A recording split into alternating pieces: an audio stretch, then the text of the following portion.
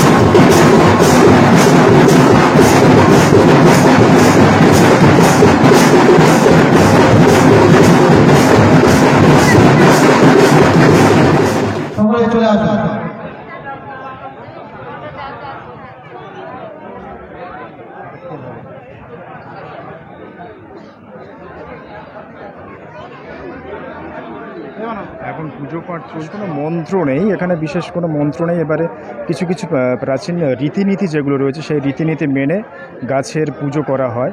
এবং এই যে সমস্ত বীজগুলি এখানে দাঁড়ান আপনাদেরকে একটু দেখাই।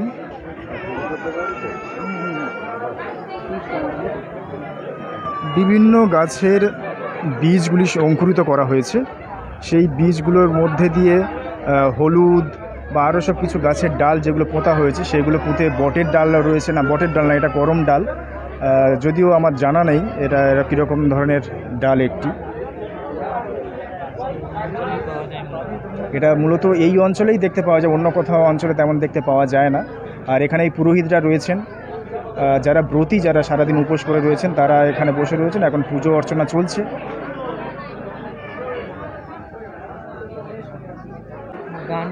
সুন্দরবন বিরসা মুন্ডা আদিবাসী উন্নয়ন সমিতি। অনুগ্রহ করে শুনলেন, আমাদের প্যান্ডেলের দুই ধারে যে রাস্তা আছে, রাস্তাটা আমরা কেউ সবাইকে হানিকের পক্ষ থেকে সুন্দরবন আদিবাসী বিরসা মুন্ডা উন্নয়ন সমিতি সবাইকে হানিকে আবার জয় জোহার জানাই। হানিকে এই ধর্ম করবা লেগে একটা কাহিনী কহা, যে কাহিনীটা হানিকে সমাজকে লেগে আজকে ধারা মানে কারণকে নিয়ে হানির গল্প করে। তবে হানিকে সাধু ভাষায় কিছু কিছু কথা রহে, সেই কথাকে হানিকে বাংলাদেশে কিছু সাধু এই কথাটা জয় জয় গৌরব রাজা ধ্যান ঠাকুর একবার হরি হরি।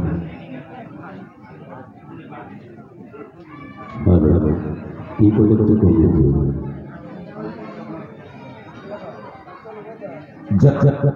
করম রাজা ধ্যান করে একবার হানিকে জয় জোহার গাইতে হানিকে যে সাধু কথা হয় সেই কথাটা যে করম রাজা হয়, সেই করম রাজা লইকুন হানিকের কথা হয়, গল্প হয়, সেই কথাটাকে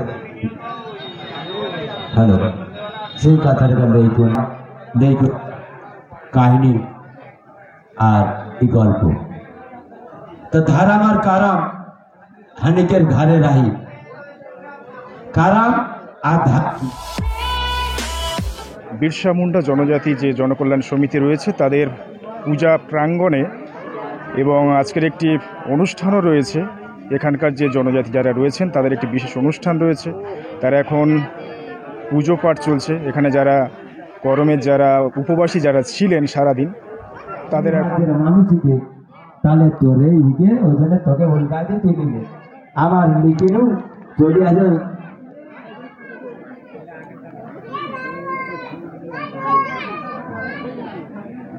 এবার জোহাই করম রাজা বলে যাচ্ছে, তখন ওর কাঠ আবার পিঠের থেকে নামিয়ে আসছে।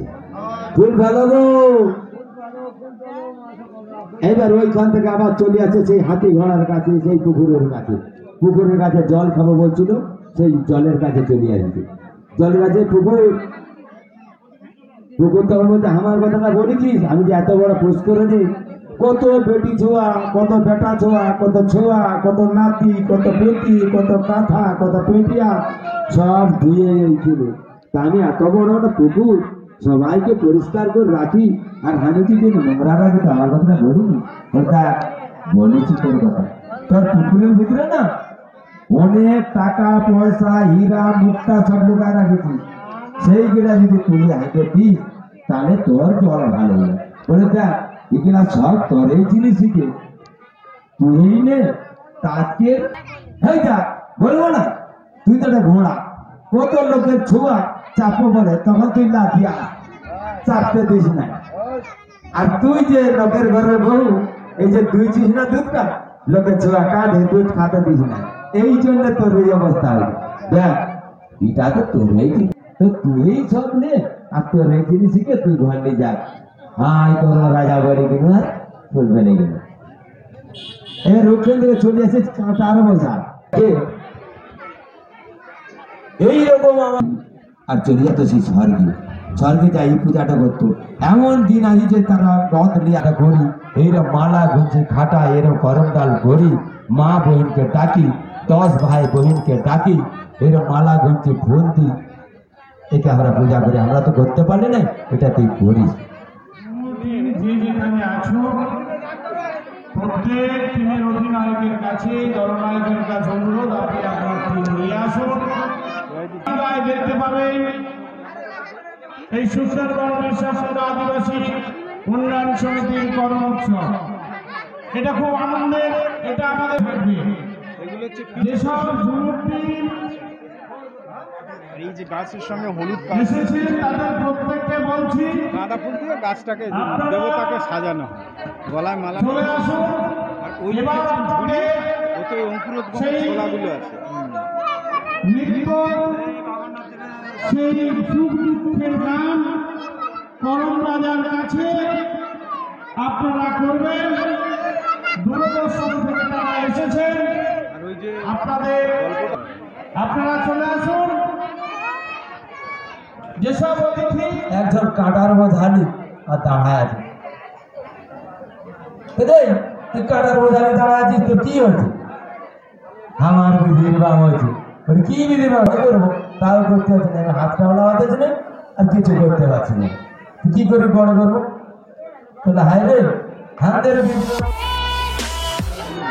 আর এখানে এখন করম পুজো শেষ হলো। পুজো শেষ হওয়ার পরেই এখানকার যে কৃষ্টি সংস্কৃতি সেগুলি একটু বাজার প্রথম গানটা বাজে তো এখন সেটা অনুষ্ঠিত হতে চলেছে। এখানকার যে সমস্ত আদিবাসীর যে সংস্কৃতি রয়েছে, সংস্কার রয়েছে, সেগুলো হয়েছে। ধর্মীয় সংস্কার যেগুলো আচার অনুষ্ঠান সেগুলো এই করম গাছকে ঘিরে হয়েছে। এইমাত্র পুজো শেষ হয়েছে। তারপরে এখন এদের যে ঝুমুর গান বা ঝুমুর নাচ সেগুলো এখন অনুষ্ঠিত হবে। তার জন্য এনারা প্রস্তুত রয়েছেন। বলটাকে নিয়ে চলে আসে, যত যন্ত্রপাতি আছে সবাই সমস্ত স্কুলকে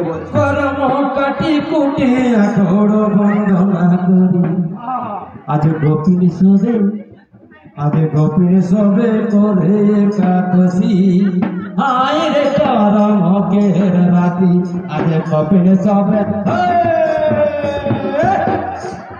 আজ গোপিন সবে করে একাদশী, আয় রে করমকের রাতি,